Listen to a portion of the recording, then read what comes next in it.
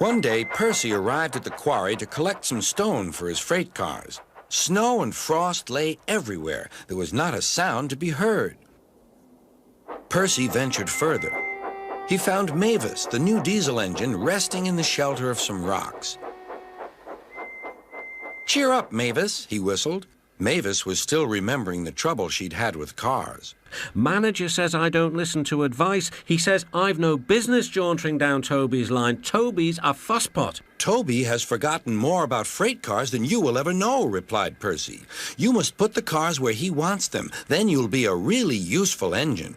Now, if you'll excuse me, I have to take these stones to the harbor."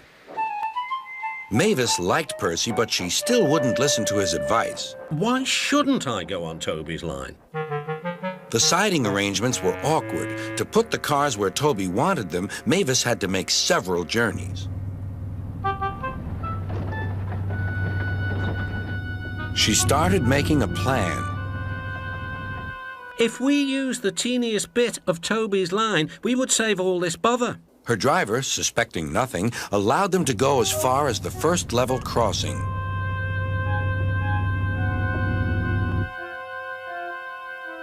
A few days later, the weather changed. As the snow melted, the quarry grew busy again. Some trains were so long that before leaving the cars for Toby, Mavis had to go beyond the level crossing with them. Now for her plan. She would go further down the line without it seeming her fault.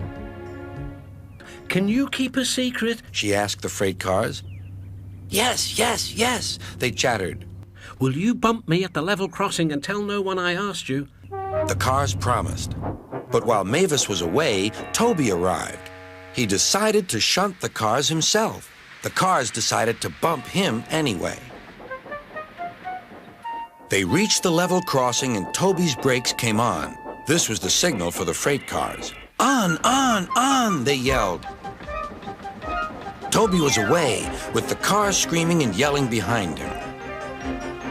No one realized that melted snow had turned a stream ahead into a torrent, and the bridge above it was about to collapse.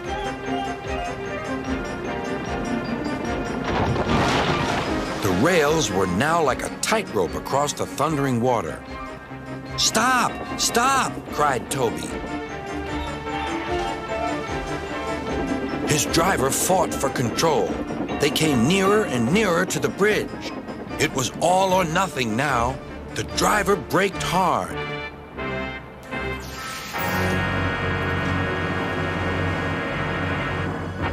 Toby stopped, still on the rails, but with his wheels treading the tightrope over the abyss.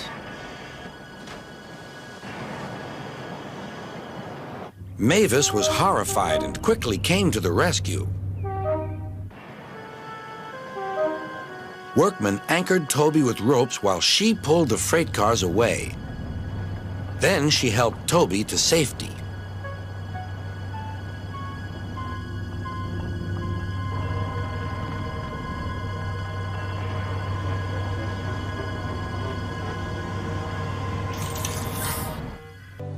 I thought I'd lost you. Lost me?